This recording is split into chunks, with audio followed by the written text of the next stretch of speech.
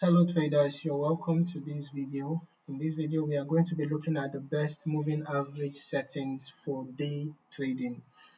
Okay, so it is important to understand that using moving averages in day trading can significantly enhance your decision-making process by providing insights into trends and potential entry and exit points. So basically, we're just going to be looking at how to effectively use the 9, 20, and 50 period moving averages, with which can have positive impact in your day trading strategies. Okay, now first of all, we're just going to briefly look at what the simple moving average and what the exponential moving averages are.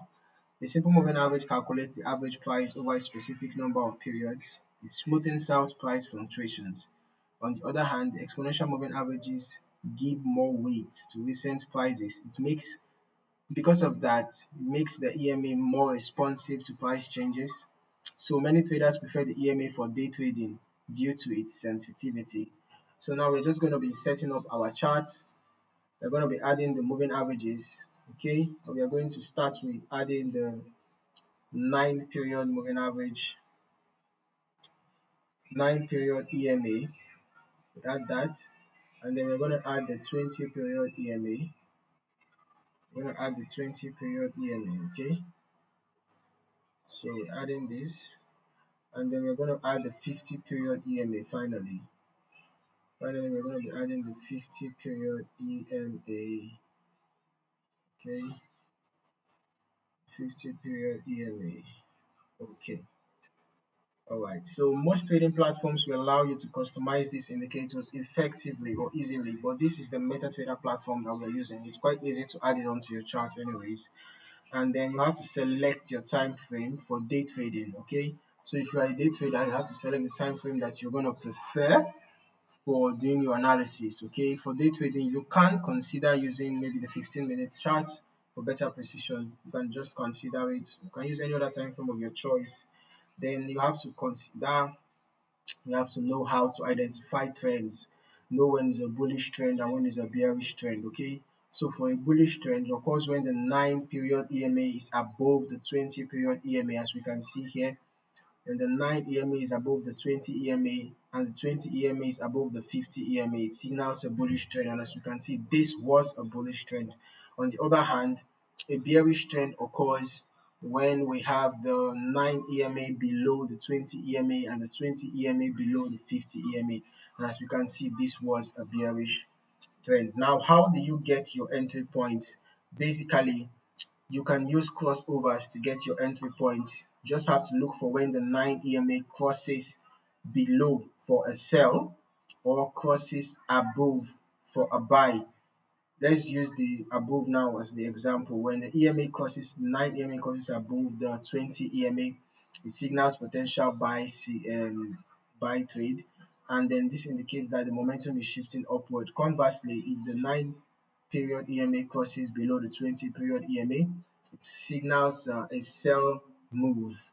Okay, so you can enter the trades when the price touches or bounces off the 20 or 50 period EMA during a trend. So when the trend is already setting, you can enter when you have price bouncing off the EMA in the downward direction for a sell trend or in the upward direction for a buy trend. Okay, so when you have that bounce, you can enter your buy trade if it is in a bullish trend bouncing off the EMA.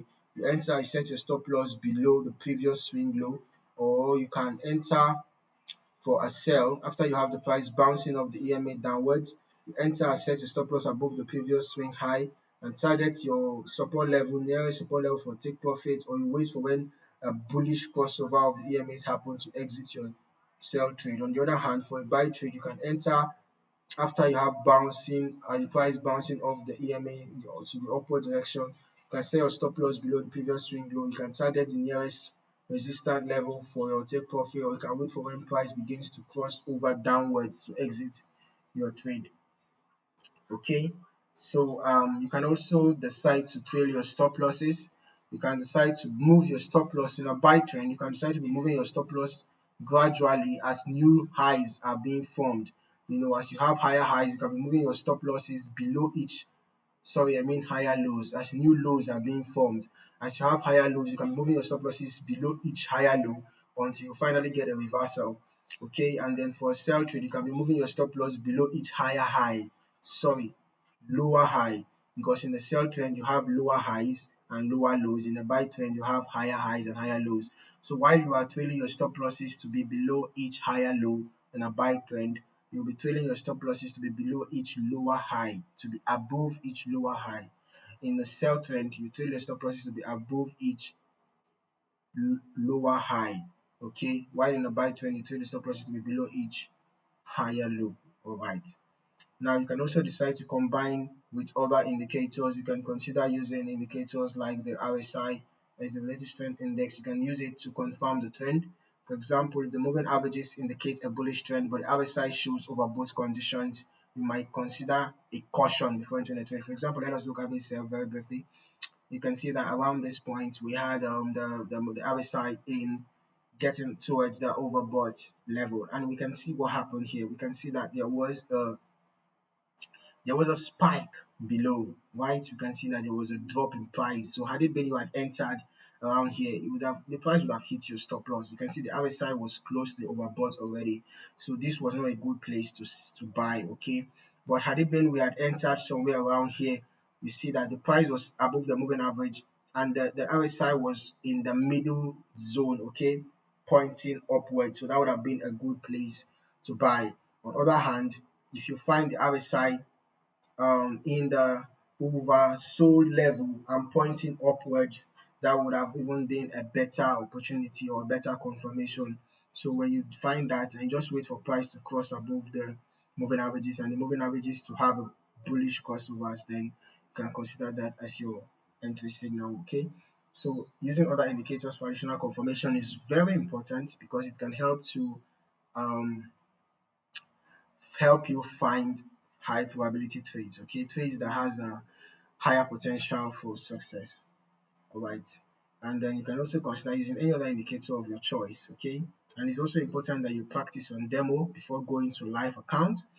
Before applying these strategies in a live market, try as much as possible to practice on demo to familiarize yourself with how the moving averages react to price changes and to refine your trading strategy. Okay, so basically by effectively using the 9, 20, and 50 period moving averages, you can identify trends, determine entry and exit points, and make informed trading decisions. Regularly review your trades and adjust your strategy as needed based on market conditions. Okay, and remember, there's no one size fits all approach. So stay flexible and adapt to the evolving market dynamics. So I hope you found this video insightful. Kindly like and subscribe for more trading insights. And don't forget to hit the notification bell so that you don't miss out on more trading videos. Thanks for watching. Happy trading.